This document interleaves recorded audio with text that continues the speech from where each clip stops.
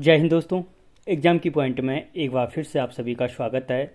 दोस्तों, जो भारतीय संविधान की ल्यूसेंट जीके की जो ये हमारी एमसीक्यू की सीरीज चल रही है, इसका आज ये 6वां पार्ट है और इस पार्ट के अंतर्गत हम संविधान के भागों के संबंधित जो भी क्वेश्चन बन सकते हैं उन क्वेश्चनों को इस वीडियो में डिस्कस करेंगे। दोस्तों, अगर आप चैनल पे नए हो या आपने इससे पहले के पार्ट नहीं देखे तो आप चैनल की प्लेलिस्ट में जाकर देख लें, और अगर आप नहीं हो तो चैनल को सब्सक्राइब जरूर करें। दोस्तों, वीडियो अच्छा लगे तो लाइक और शेयर जरूर करना। देखते हैं दोस्तों, आज का जो पहला क्वेश्चन है, भारतीय संविधान को कितने अध्याय में विभाजित किया गया है। यानी जो भारतीय संविधान है, ठीक है, उस भारतीय संविधान को कितने क्या है भागों में विभाजित किया गया है। तो दोस्तों, इसको किया गया है कितने भागों में, 22 भागों में विभाजित किया गया है। अब दोस्तों, इस पे अलग अलग क्वेश्चन बनते हैं कि जो भारतीय संविधान है, जो भारतीय संविधान का 70% भाग है वो कहाँ से लिया गया है। तो दोस्तों, वो लिया गया है 1935 के अधिनियम से। तो जब भारतीय संविधान बना 22 भागों में, वर्तमान समय में 25 भागों में लगभग इसको विभाजित किया गया है, लेकिन मुख्य रूप से 22 भाग इसमें क्या है, वर्णित हैं। अगला क्वेश्चन, संविधान के किस भाग में संविधान संशोधन की प्रक्रिया को रखा गया है। ठीक है, कि संविधान के क्या है, किस भाग में संविधान संशोधन की प्रक्रिया को रखा गया है। तो दोस्तों, याद रखना कि जो भाग 20 है, भाग 20 में क्या है, संविधान संशोधन की प्रक्रिया को रखा गया है। ठीक है, और अगर धारा पूछे किस धारा के अंतर्गत रखा गया है, तो धारा 368 के अंतर्गत संविधान संशोधन को किया जाता है। अगला क्वेश्चन, पंचायती राज से संबंधित संविधान का कौन सा भाग है।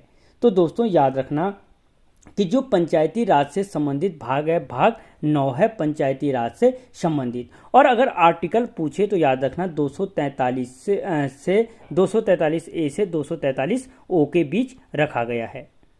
ठीक है, अगला क्वेश्चन, संविधान के किस भाग में अस्थायी संक्रमणकालीन और विशेष उपबंधों का प्रावधान किया गया है। अस्थायी संक्रमणकालीन और विशेष उपबंधों का प्रावधान किस भाग में किया गया है। तो दोस्तों, किस भाग में किया गया है, भाग 21 में क्या किया गया है, आपके संक्रमणकालीन और विशेष उपबंधों का प्रावधान किया गया है।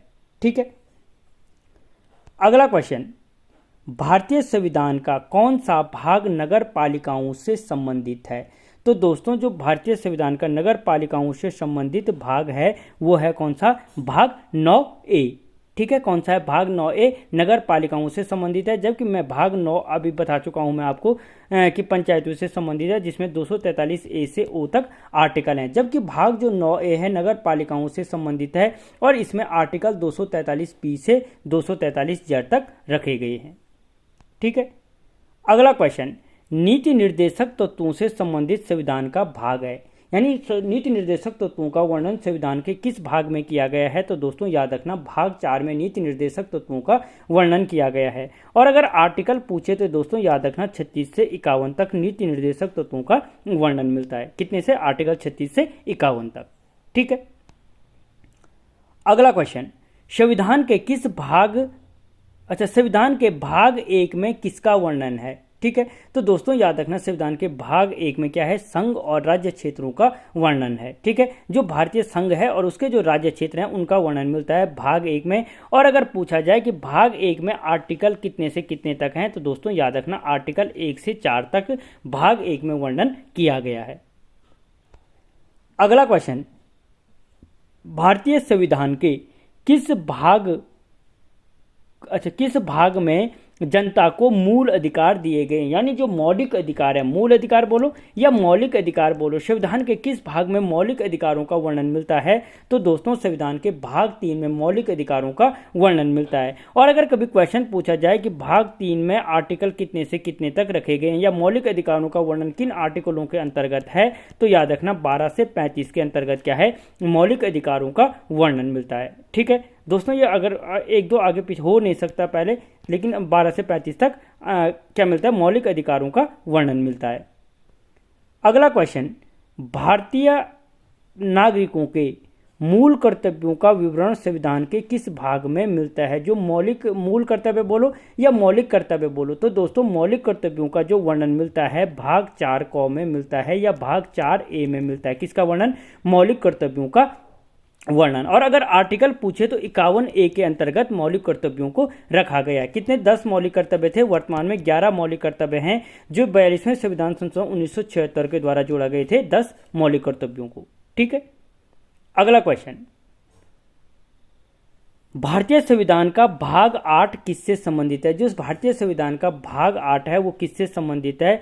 तो दोस्तों संघ शासित क्षेत्र, जो केंद्र शासित प्रदेश है, उन केंद्र शासित प्रदेशों से संबंधित है भाग 8। ठीक है, और अगर आर्टिकल पूछे जाए तो दोस्तों याद रखना 239 से 242 के बीच वर्णन आता है भाग 8 का, और जिसके अंतर्गत संघ और केंद्र शासित संघ के जो केंद्र शासित प्रदेश हैं उन केंद्र शासित प्रदेशों का वर्णन मिलता है।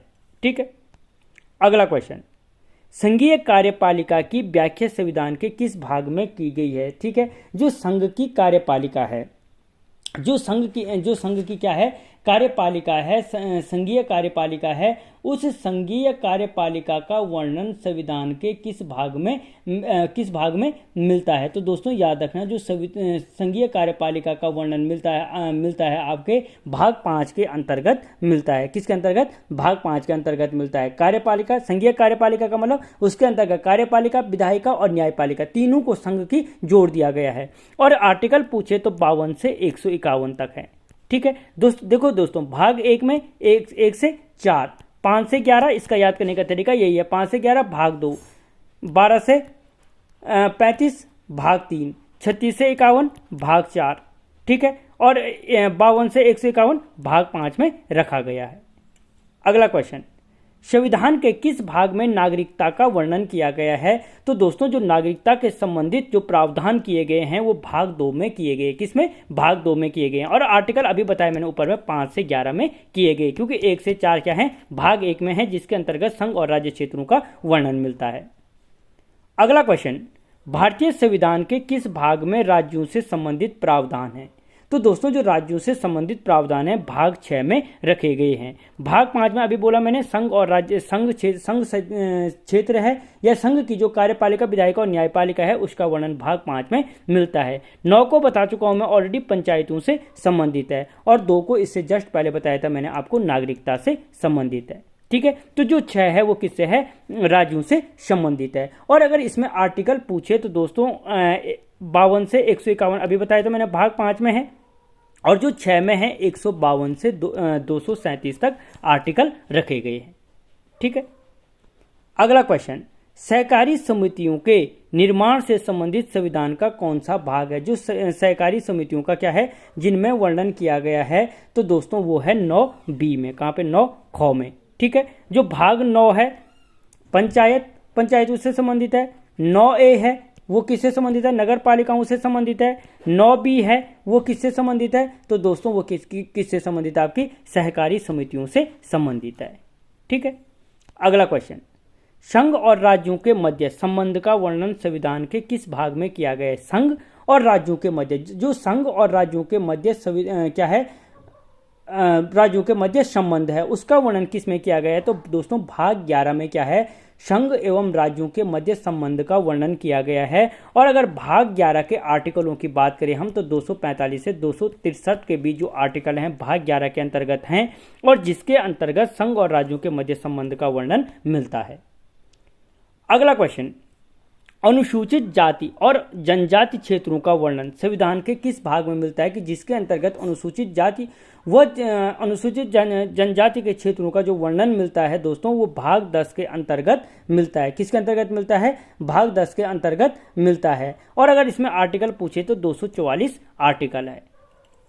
अगला क्वेश्चन, निर्वाचन से संबंधित संविधान का कौन सा भाग है, या जो किस भाग में निर्वाचन से संबंधित प्रावधान है? तो दोस्तों भाग 15 में क्या है? निर्वाचन से संबंधित प्रावधान है। और अगर आर्टिकल पूछे तो दोस्तों याद रखना 324 से 329 तक आर्टिकल क्या है? निर्वाचन से संबंधित हैं, जो भाग 15 में रखे गए हैं। यहीं पे एक बार मोटा मोटा देख लो, जो भाग 20 है उसमें संविधान संशोधन की प्रक्रिया है जो आर्टिकल 368 में आती है।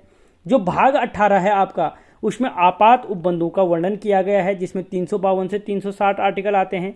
जो भाग 22 है उसमें संक्षिप्त नाम है संविधान का, जो 393 से 395 के अंतर्गत आता है। अगला जो क्वेश्चन है, राजभाषा आयोग से संबंधित प्रावधान संविधान के किस भाग में है? जो राजभाषा आयोग का जिसमें वर्णन किया गया है, किसका? राजभाषा आयोग का। तो दोस्तों वो याद रखना, संविधान के भाग 17 के अंतर्गत रखे गए हैं राजभाषा को, ठीक है। और आर्टिकल पूछे तो 343 से 351 तक आते हैं। कितने से कितने तक? 343 से 351 तक आते हैं, ठीक है। किसमें? राजभाषा आयोग में भाग 17 के अंतर्गत आता है। और अभी 10 बताया था मैंने, अनुसूचित जाति और जनजाति क्षेत्रों का वर्णन मिलता है। अगला क्वेश्चन, संघ और राज्यों के अधीन सेवाओं का वर्णन संविधान के किस भाग में है? कि संघ के अधीन कौन सी सेवाएं हैं और राज्यों के अधीन कौन सी सेवाएं हैं, उसका वर्णन किस में मिलता है? तो दोस्तों भाग 14 में संघ और राज्यों के अधीन सेवाओं का वर्णन मिलता है। और अगर भाग 14 से संबंधित आर्टिकल पूछे जाएं तो याद रखना 308 से 323 के बीच जो आर्टिकल हैं वो संघ व राज्यों के अधीन सेवाओं का वर्णन उनमें मिलता है।